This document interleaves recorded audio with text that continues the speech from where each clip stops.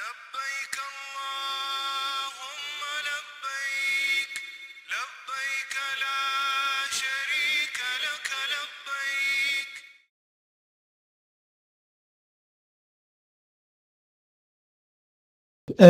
Bismillahirrahmanirrahim. Alhamdulillah. You're all welcome to this third session. We ask Allah subhanahu wa ta'ala to remove all obstacles from your way and help you complete your Hajj. May Allah subhanahu wa ta'ala make it an acceptable Hajj and whose reward is Jannah. In the second presentation, we covered a few things about Hajj in general, and then we went on to a summary of the Hajj and Hajj rights, and then followed by some question and answers. So here we want to cover some questions that have been already answered, that have been answered by some ulama. So we just quote the ulama and give the answers that they have given. So I use the same references as before, but now I add this one. This one is Ahkam Al Hajj wa Umrah, Fiqh Al Manasik, by Professor Muhammad Bah Jabir. So I used this one and also I use this one, and so we just look at the answers that they have given, and then we just share with you are relevant for you. The first one is, can a woman travel to do Umrah or Hajj without a mahram? So this is something that has been answered. Some are just basic clarification, some are fatwa. And then also another question that some ask, what was the best type of Hajj? As we said before, all are accepted. Each one by his circumstances, he or she will choose which one is best for him or her. But in terms of preference, Tamattu is the best one, followed by Ifrad, then Kiran. But again, all are accepted. All are accepted, each one by his circumstances. And then also another question about Hajj types. What is the ruling for someone who does Umrah during the Hajj season, then travels out of the Haram for a distance more than Qasr Salah like 80 kilometers, and returns back for Hajj? So this one, the Hajj is not Tamattu. It's not Tamattu. Rather, it is for Ifrad. For Tamattu, he or she stays within the limits of the Haram. You came for Hajj, you stay within the limits of Haram. So it's better you stay there, do your Hajj, then after your Hajj, you can go and travel elsewhere. So that's the ruling there. Can you make intention for Tamattu during Umrah or at the start of the Umrah? I say no. The intention is made at the Miqat. That's where you make your intention, you make your labbaik, you say it, and then that is it. Then you complete it. What you made the intention there, and you said labbaik Allahumma umrah or labbaik umrah wa hajjan, or labbaik hajjan. What the intention you made there and what you said, you complete it. You complete it. Another question, this is a very popular question. The mutamatti, does it have one side or two sides? There are some scholars that say one side, but the majority, Jumhur, they say the mutamatti has two sides, the side for Umrah and the side for Hajj. And that's what we gave when we summarized the Hajj 2 weeks ago. We gave this opinion But just for you to know, there are others who take the opinion of one side, but there's only two sides.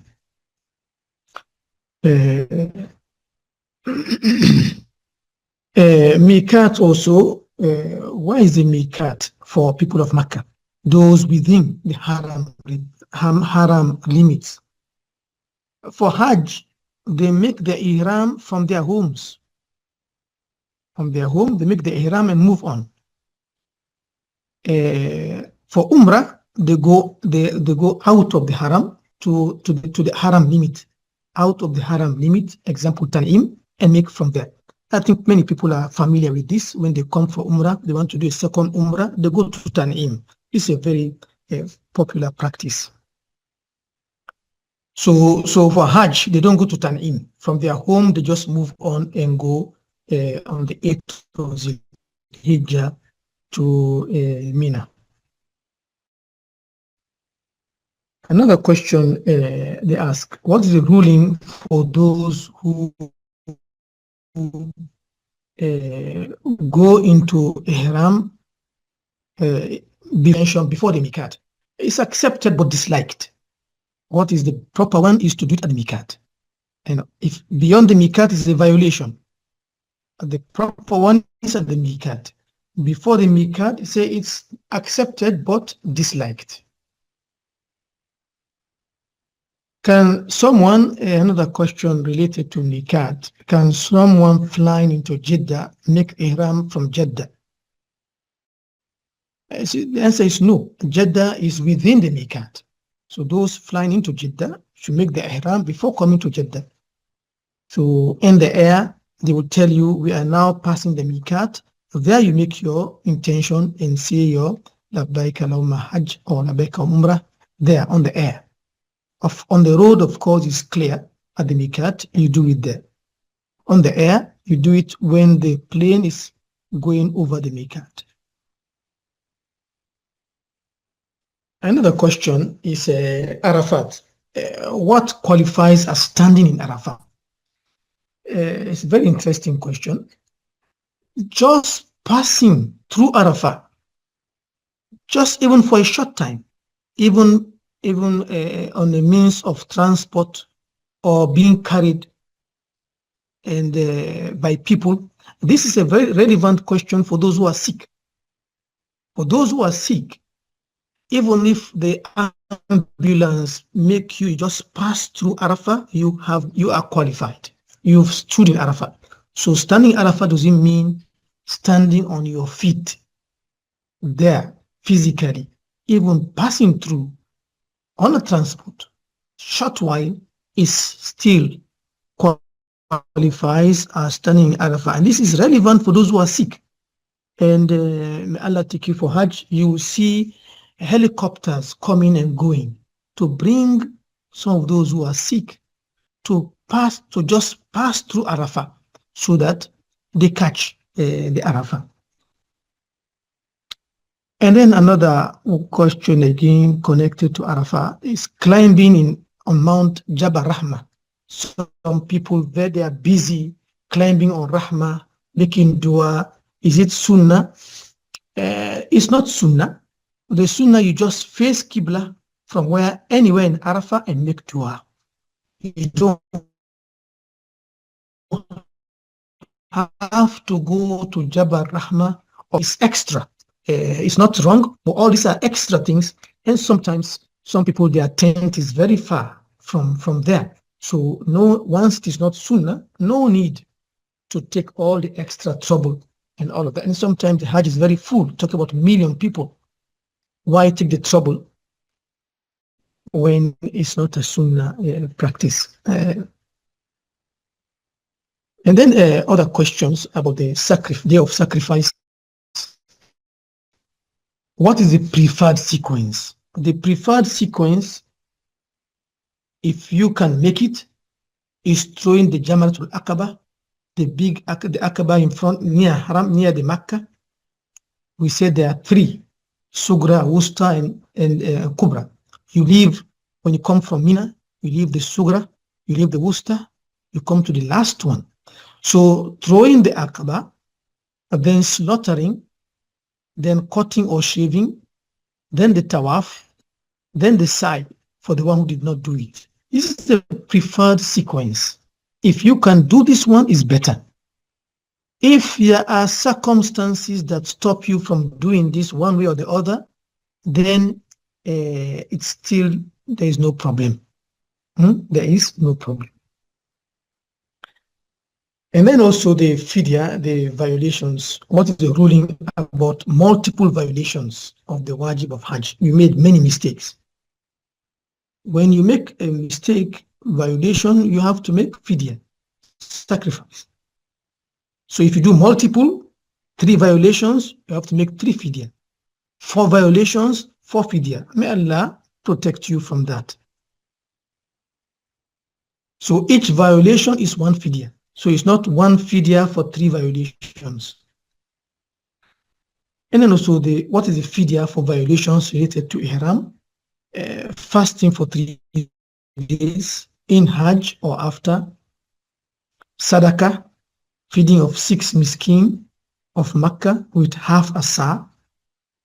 The sa' is what we give sadaqah to fitr, or sacrifice slaughtered in Makkah and given to the poor. This one or this one or this one. And then the hadi, when is the slaughtering of the hadi for the mutamatti or the carrying? The day of Eid up to the 2nd day of Tashriq. All of those days you can use for slaughtering. What is the ruling for the one who cannot afford hadi? If you cannot afford hadi, he or she fasts 3 days in the Hajj, and then the 7 days when he or she returns home. This is from Surah Al-Baqarah. It's not a fatwa. It's in Surah Al-Baqarah. And there are also other questions. Mina, are the prayers in Mina combined in the days of Tashriq? No. Each salah is prayed on its time, but shortened. It's not like a Muzdalifa, where you join them. So each one prayed on time, but shortened from 4 to 2. And then also in Sa'i, there is one statement, Inna Safa wal Marwata min sha'irillah. When do you say it? At every round of the Sa'i? No, only at the beginning. In other words, when you finish your tawaf, you want to make Sa'i, and when you're going up to Safa, then you say it, Inna Safa wal Marwata min sha'irillah. You make that statement, then you go up to Safa. Then you make your dua in Safa, then you come down, you go to Marwa. The next time you come, you don't say it again. You only say it once at the beginning. The throwing of the jamara, another question. If a person has some difficulties, can he or she deputize someone to throw? I'm sorry, there are some spelling mistakes. I'll correct them before sending, inshallah. Can someone deputize someone to throw the jamara for him? Yes. The person should throw his or her pebbles. Then for the one he or she is deputizing. So you have, because of course you're only going to deputize someone who is already doing the Hajj. So this person has to do his own 7 first, then do your own 7. And then throwing the jamara, when is the period for throwing the jamara?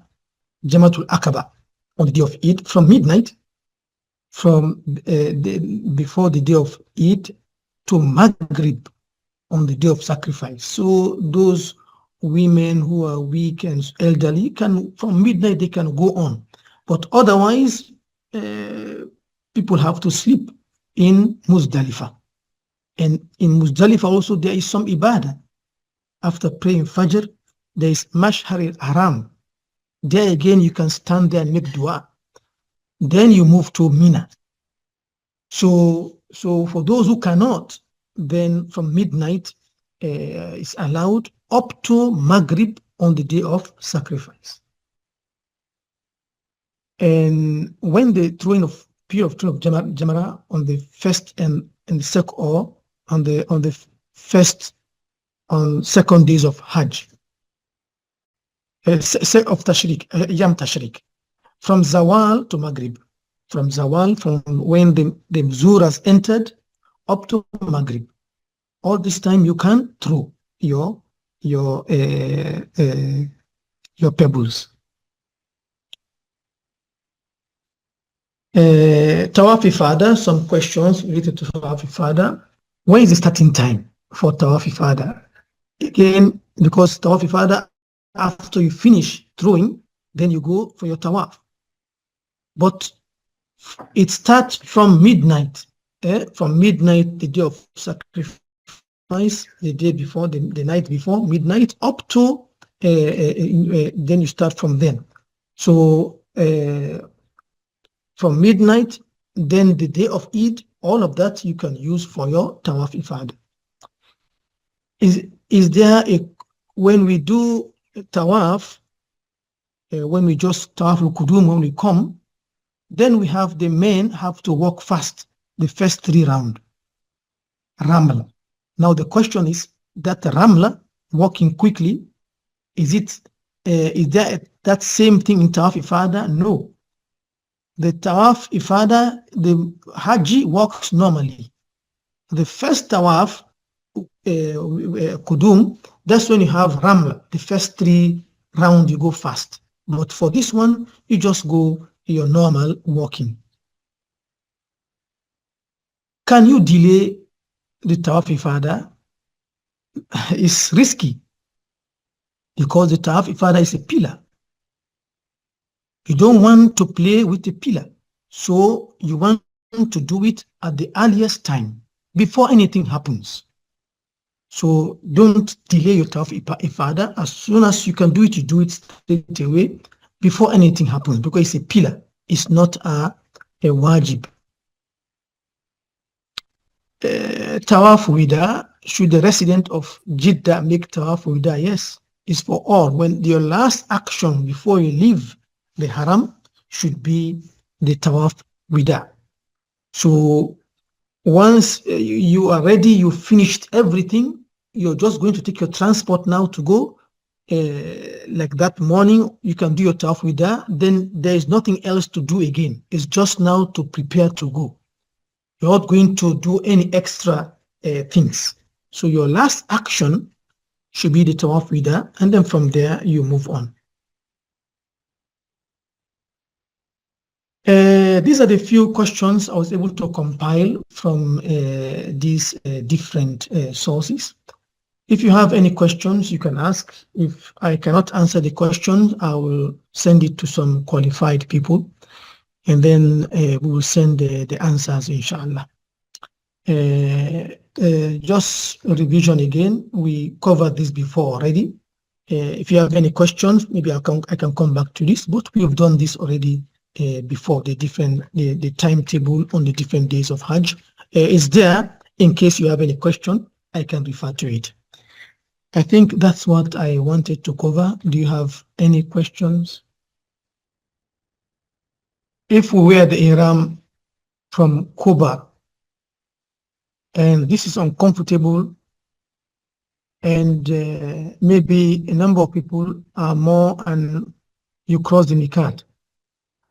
When you are coming from Kuba, if you want, you wear the ihram at the airport. When you finished whatever you're doing, you wear the libasul ihram. They call it libasul ihram. You're just wearing the white, the 2-piece. That time you didn't make your ihram yet. You didn't make your labbaik yet. You're just wearing the clothes. Then when the plane is reaching the miqat, they will announce it.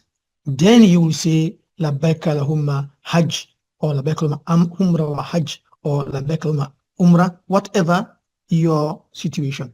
So in that case, you are fine. It's not advisable to pass the miqat without you are going for Hajj. In fact, you will see many people wearing their ihram. It's not something odd. It's not something odd. On that flight, people are going for Hajj. The whole flight is for Hajj. So most are wearing their ihram already from home or from the airport. So wear your ihram at the airport or from the home. Okay, it's not something odd. Do we have to put the two raka nafil after each tawaf? Tawaf kudum. After tawaf, there is 2 raka. After tawaf, there is 2 raka. Tawaf al-Qudum. Tawaf Ifada, I'm not sure. I will have to check on this one and come back. But the Tawaf al-Qudum, there is 2 raka after your Tawaf. And for the Tawaf Ifada, I'm not sure. I will check on that one. I'll just write down this question. Tawaf Ifada. Yes. And then the next question.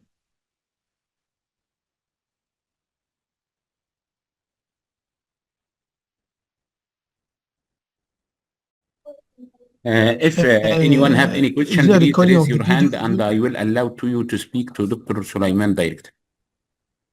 Okay. Is there a recording of the video? We have the PowerPoints available. And this one also I'll edit. I saw some spelling mistakes. I'll edit and send it for them to send to you. I think also the recording for the previous one was available on the YouTube, but I'll send you this presentation. And then I've answered the question about the 2 raka. Is there any questions? I think I've answered all the questions here. Is there any other questions? Mr. Omar have a question. Can you speak, Mr. Omar? Hello, Assalamu alaikum. I wanted to ask about I booked a Hadi on the the government authorized website. Yes. And they said that it can be anytime between the Eid prayers and the last the evening of last day of Tashriq.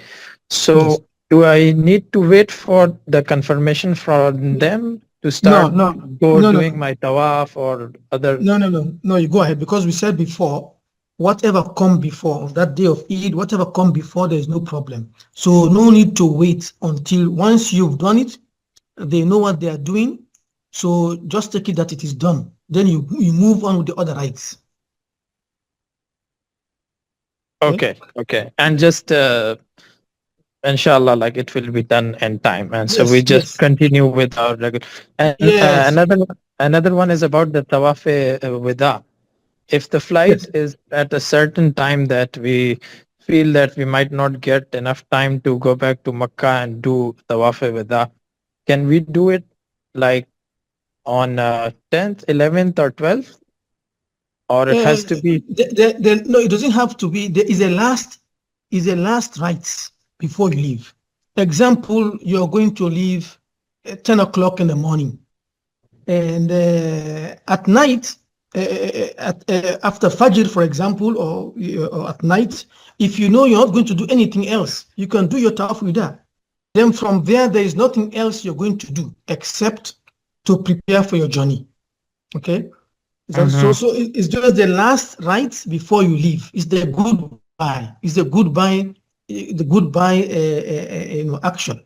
The last rite. So you will calculate. You will calculate. If my flight is 2 o'clock in the afternoon, then I can do it in the morning. Example, 10 o'clock in the morning or 8 o'clock in the morning. I do my tawaf. I'm done. From them, I just pack my bag, I wait until my flight comes, So the last action, just calculate. You just calculate it, and then you do your last tawaf. But mind you, because of the crowd... And just one last point, please. Yeah. 1 minute. Yes. Because of the crowd, the tawaf can take longer than usual. It can take you like up to 1 hour, up to 1 hour or more. So even up to 2 hours. So you have to calculate that. So you can, calculate that and work out when to do it in a good time before your flight. Okay, and the start, we go direct to Haram, we do Umrah inshallah, and we direct go to our camp in Mina. So can I do tamattu this way and just remove my ihram, and when I'm already in my Mina camp, wear it again on the 8th? If you see, the three types of Umrah give you flexibility. If it's difficult to do tamattu, you join it, you make kiran, or you do only ifrad. Because the usually tamattu are for those who come like out of the country, they are coming for 2 weeks or 3 weeks. For them, tamattu is the best for them. They come for 3 weeks. They'll come, do their umrah, then they stay, they remove their clothes, they make their tahallul, then they move around, go up and down, make, then on the 8th, they wear again the ihram and go. But if you only have 1 day or hours, it's not too practical to, so then in that case, it's better you do kiran or you do ifrad. The practicality, like I said, those coming out for 2 weeks, for them, tamattu is the best option. Okay. Thank you, Mr. Omar. Mr. Sheikh. Thank you. Thank you. Yes. And then another question, is there any specific ruling in case of pregnancy? Except Mr. if you want Sharukhan, Sheikh. the pregnancy, yes, if you want to deputize, if the pregnancy is heavy, you want to deputize someone to throw for you, it's allowed. Wheelchairs are available in the haram. And so there are ways to accommodate those in a difficult situation. Okay. Are we going to move in a group or individually?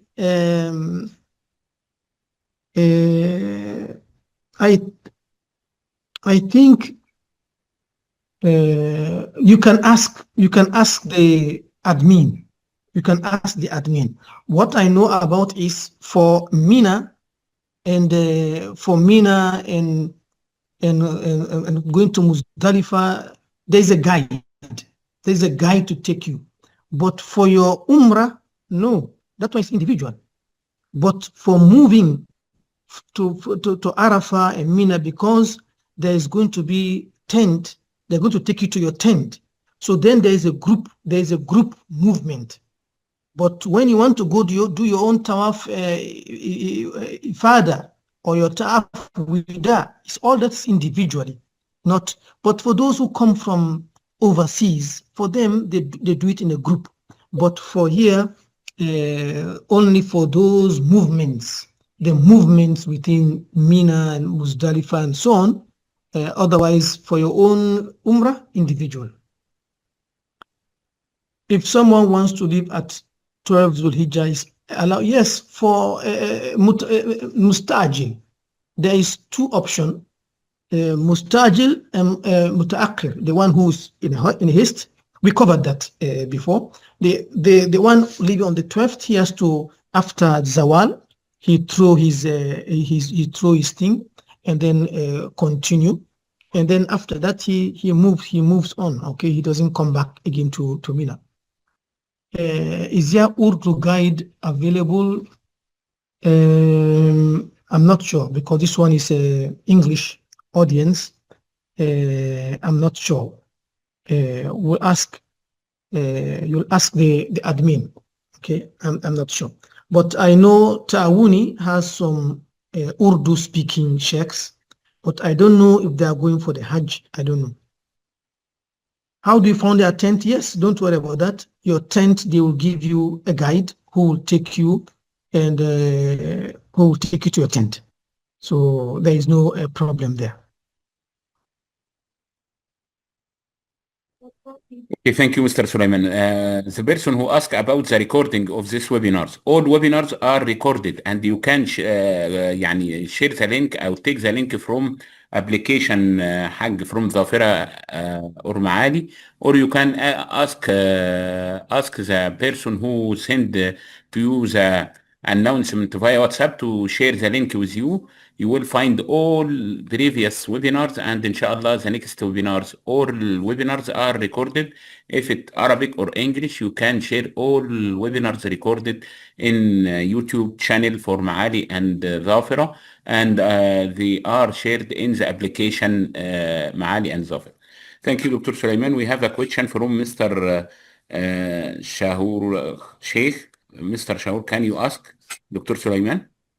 Yeah, actually, my question was very similar to the last question about the Tamattu Hajj. If I'm traveling to Haram on 7th of Dhul Hijjah, and there is a very short amount of time since 8th of Dhul Hijjah, I have to travel again with Ihram to Mina. So can I perform Tamattu within like very 1 or 2 hours of time delay in between, like taking out Ihram and getting back into the Ihram? Yes, yeah. Personally, I will not advise when the logistics is very tight. Like I said, mostly those coming from overseas for like 3 weeks, 1 month, Tamattu is the best for them.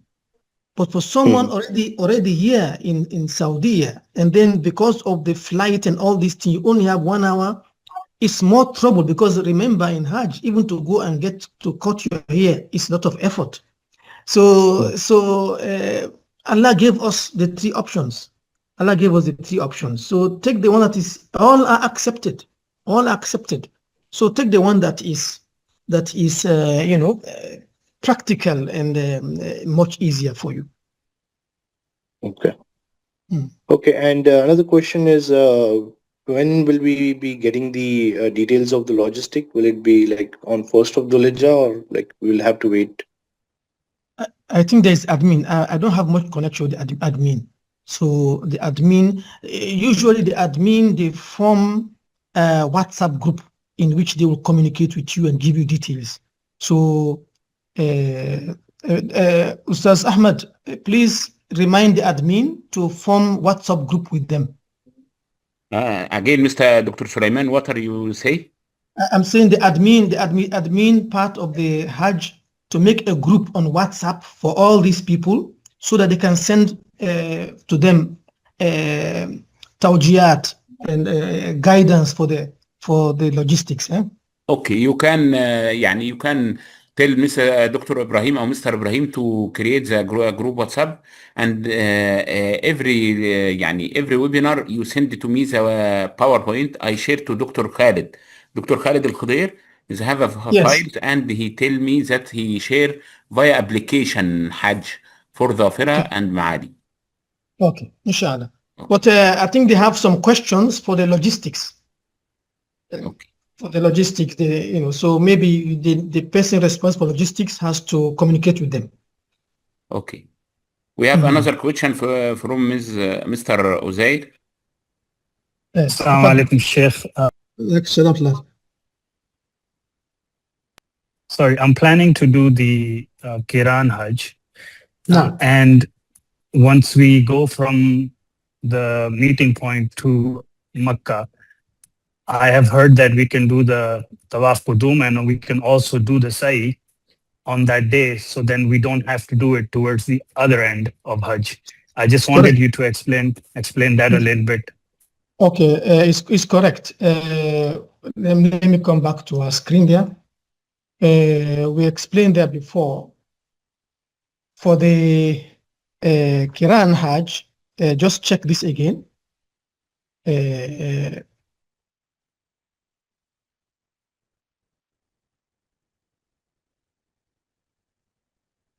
For the Kiran, on arrival at Miqat, labakka humma hajjan wa umratan. Then he will make his tawaf al-umrah. Then he will make his sa'i. You can do your sa'i before. And then at the end, his Kiran, tawaf al-qudum,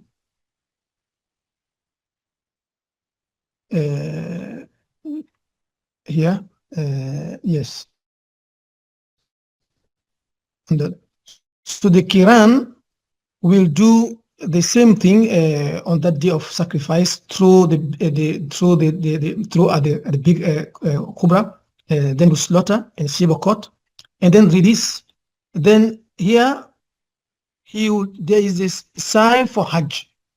There is this sign for Hajj. Okay, and for those who did not do before, for those who did before, there is no sign. Okay. So that is it. So your side can be before. I think we explained that again before. The side can be done before or after. Thank you, Doctor. Okay.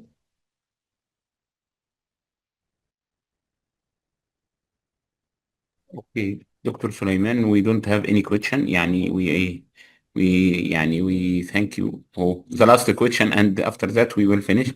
Mrs. Nahid, you can speak. Yeah, تفضل. Mrs. or Mr. Nahid, you can speak.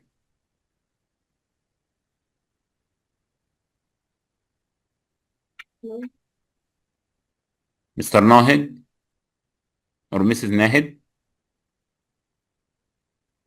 Can you hear me now? Yes, Mrs. Yeah, Nahid. تفضل. Yeah, تفضل. thank you.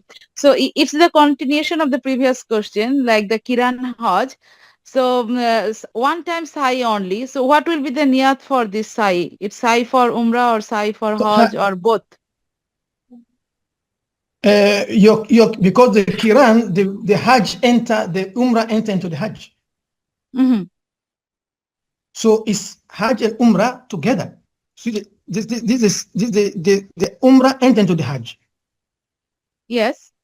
So I'm talking about the niyat. The niyat for intention for Sai, it will be for both?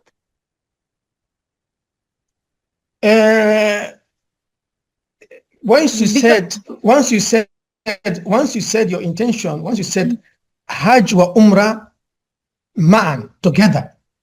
Mm-hmm. So that is the intention. So it's Hajj and Umrah. So that is the sign for Hajj and Umrah. No need to separate intention. No. That's because Okay, you okay, yes, okay. yes. Yeah. Okay. Okay, thank you. It's